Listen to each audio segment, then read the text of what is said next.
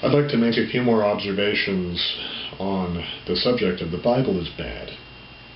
I want to look at the New Testament, and I want to make some observations and raise some questions about the moral teachings of Jesus. Christians, people generally regard the moral teachings of Jesus as superior. We tend to regard the teachings of Jesus as morally superior in a rather unconscious and reflexive way. I want to question it. Is what Jesus teaches in the New Testament really a good moral teaching? First of all, the only source we have of what Jesus taught is in the New Testament. Jesus didn't write it. I think Jesus probably had a lot more to say, but when I say what Jesus taught, I'm saying what I can read in the New Testament. So understand that distinction first. The New Testament, the Gospels, Matthew, Mark, Luke, John. In the first Gospel, the Gospel of Matthew, close to the beginning, where we begin to read what Jesus actually teaches, it's chapter 5 in the first Gospel of Matthew, the Sermon on the Mount. Very popularly quoted, beginning with the Beatitudes. Blessed are the such and such. Blessed are the such. So it means happy are the such and such. The first words out of Jesus' mouth. I want to look at that. He says, Matthew chapter 5, verse 2, he says, and he opened his mouth and taught them, saying, and here's the King James translation, blessed are the poor in spirit, for theirs is the kingdom of heaven. He's saying, happy are the spiritually impoverished, for theirs is the kingdom of heaven. Think about that critically. Happy are the spiritually impoverished, theirs is the kingdom of heaven. I'm drawing attention to this. This is the first sentence out of Jesus' mouth in the great Sermon on the Mount, great source of his moral teaching. It's popularly interpreted as humility, like blessed are the humble.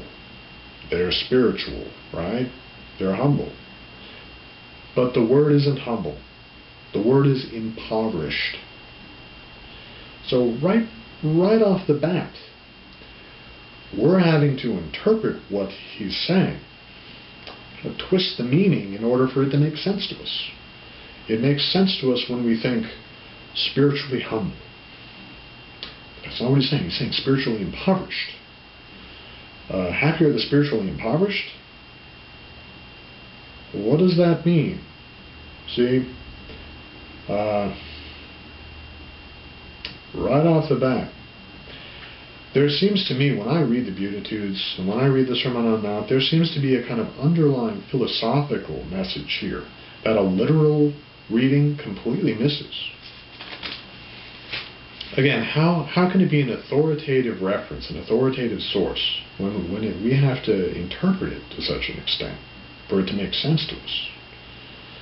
And Jesus, in keeping with the Bible's confusing of the literal and figurative, here in the Sermon on the Mount, Jesus confuses literal and figurative. I mean, in the Gospel of Matthew, chapter 5, he practically in the same breath, he'll talk about divorce, which we may easily interpret literally, about divorcing a woman.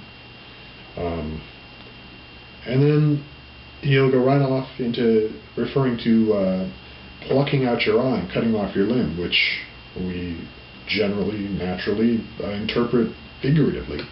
But Jesus doesn't make those distinctions. How do I know that the divorce reference isn't just a figurative reference?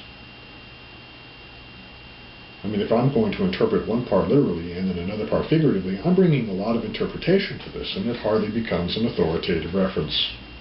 It becomes my interpretation. Consider the moral teachings of Jesus. Consider the specific teachings that are popularly referenced about judging not, turn the other cheek, do good to your enemies, reward your enemies. we almost subconsciously, reflexively refer, oh, what great moral teachings these are. But aren't they just a basis of hypocrisy? Because we live and benefit within a punitive justice system. We may, on the one hand, give lip service to how great it would be or how great it is to not judge and do good to those who are your enemies and to turn the other cheek. But on the other hand, in our actual lives, we very much judge. We very much depend upon and thrive within a punitive justice system, without which the consequences are just awful to imagine. I mean, to theorize that, well, if everyone lived this way, well, yeah, sure, in a fantasy, yeah, it's like the perfect diet plan. Don't eat anything, you lose weight. Nobody's following that plan. How can it be a superior moral teaching if no one can follow it? If it's some sort of fantasy ideal? Doesn't it just lay the basis of hypocrisy? Which then makes us feel guilty. It gives us a sense of unworthiness and guilt. And this is a psychological technique to control people. Consider this factor. We say how great it would be or how great it is not to judge and to do good to those who are your enemies. And yet on the other hand, we're judging and we're punishing. We are not turning the other cheek. And so that hypocrisy makes us feel psychologically, if only subliminally, guilty and unworthy. Authorities use that as a technique to control and manipulate. Recognize that psychological technique. I'm not saying Jesus taught this, and I'm not even saying that it's explicit in the Bible. It's not, but it's implicit, and I can recognize it when I see what's actually taking place. When you have a moral teaching that nobody's following, that people are giving lip service to, it establishes a moral hypocrisy that results in a psychological condition of guilt and unworthiness, if only subliminally so, that lends itself to psychological manipulation. And I would say that's a very questionable and dubious moral authority.